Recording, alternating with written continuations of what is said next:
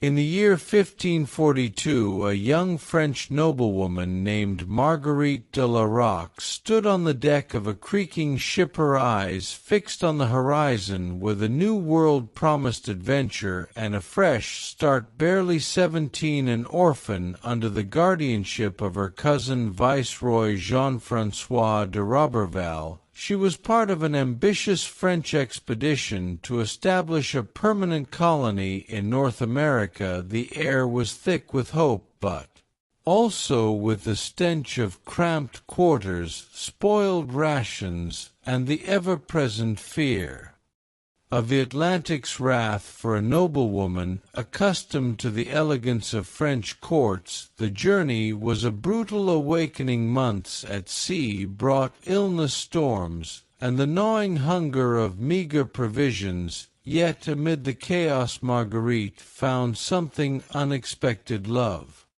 Her heart tangled with a young man aboard the ship. His identity remained shrouded in history's fog. Some whispered he was a common seaman far beneath her station. Others claimed he was a low-ranking nobleman. Regardless, their romance was a dangerous spark in the rigid hierarchy of 16th-century society. When their affair was discovered, Roberval, a man of iron discipline and fervent Catholic faith, was consumed by rage. To him, Marguerite's love was not just a personal betrayal, but a scandal that stained family honor and threatened his authority over the fledgling colonial mission. In an era where order was paramount and disobedience could unravel a colony's fragile bonds, Roberval's judgment was swift and merciless. He would punish Marguerite in a way that would echo through time as an act of chilling betrayal.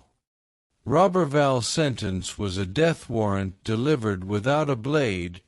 He ordered Marguerite, her lover, and an elderly servant named Damien to be marooned on a barren speck of land in the Strait of Belle Isle, a place now thought to be Belle Isle off Quebec's rugged coast, known as the Isle of Demons. It was a name born of sailors' tales, eerie screams carried on the wind, perhaps the howl of gales through jagged rocks, or the desperate cries of others abandoned to perish. They were left with scant provisions, an arquebus with gunpowder, and led a handful of basic items, or by some accounts merely the undergarments on their backs. The island was a frozen hellscape, battered by icy winds year-round, its sparse vegetation reduced to low bushes and lichens. Rainfall was their only fresh water. No shelter offered refuge. Polar bears stalked the desolate shores, a constant menace, and Marguerite carried a heavier burden. She was pregnant,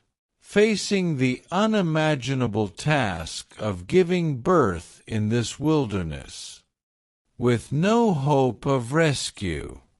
The first months were a frantic fight for survival. Marguerite, her lover, and Damien clung to life, hunting small animals and seabirds with the arquebus, scaling treacherous cliffs to gather eggs from bird colonies. But the island showed no mercy. Marguerite's lover fell to its harsh embrace. Some say illness claimed him, others whisper of a hunting accident. His death left her heart shattered, her spirit teetering. Then in the depths of winter, as the island's cruel cold tightened its grip, Marguerite gave birth to her child without warmth, nourishment, or medical care. The infant's life flickered out in mere weeks. Marguerite dug a small grave in the rocky soil, her hands trembling with grief and cold. Soon after, Damien, her last companion, succumbed to age and exhaustion. Barely 20, Marguerite stood alone on a rock in the North Atlantic, facing a world that seemed determined to destroy her.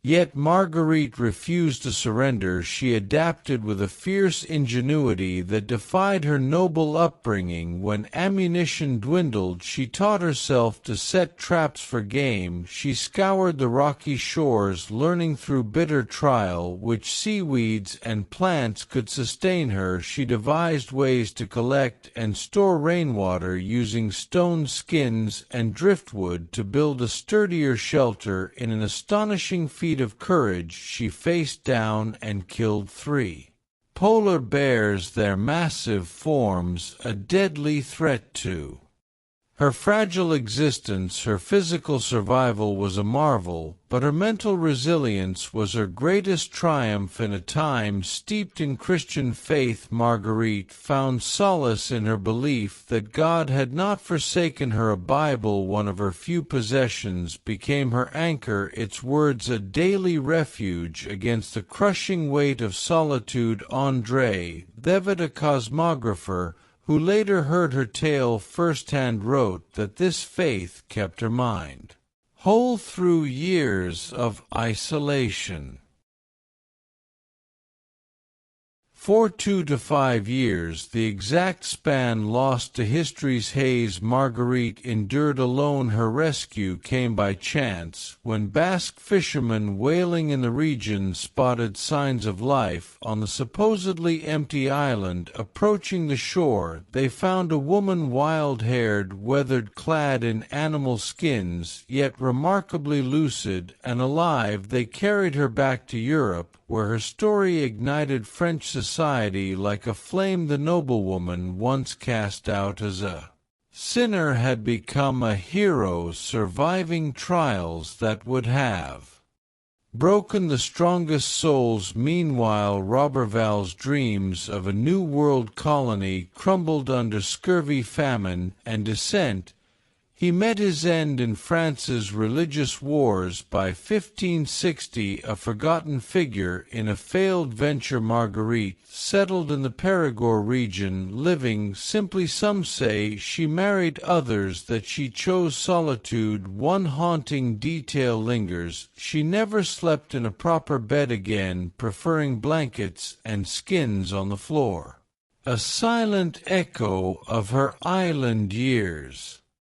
Marguerite's saga has woven itself into the tapestry of history, inspiring tales across centuries. As early as the 16th century, Queen Marguerite de Navarre wove a dramatized version into her Heptameron. In the 19th century, Canadian historian François-Xavier Garneau recounted her ordeal. Modern voices like Elizabeth Boyer in her novel Marguerite de la Rocque and Suzanne de Rocher in Bride of New France have rekindled her story for new generations. It is a tale of transformation, a sheltered aristocrat reborn as a fierce survivor, punished for love yet triumphant over a wilderness that spared no one. Her survival shattered the era's view of noblewomen as delicate, proving strength transcends gender or class. Her ordeal forces us to question justice, power, and the resilience of the human spirit. Roberval's cruel punishment stands as a warning against unchecked authority and rigid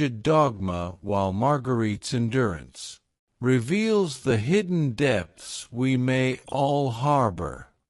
Through today's eyes, Marguerite's story is more than survival. It is a mirror reflecting our own capacity to endure. Her guardian's betrayal, condemning her for a fleeting romance, reveals the cruelty of inflexible norms, yet her ability to thrive in isolation speaks to an inner fire that burns in us all. Her faith, resourcefulness, and unyielding will remind us that even in our darkest hours we may find untapped courage. Her legacy is a beacon of hope, a testament that no matter the odds we can rise above. Marguerite de la Rocque faced a world intent on her destruction and emerged not just alive, but transformed. Her story whispers to us across centuries, urging us to find our own strength when life's storms rage.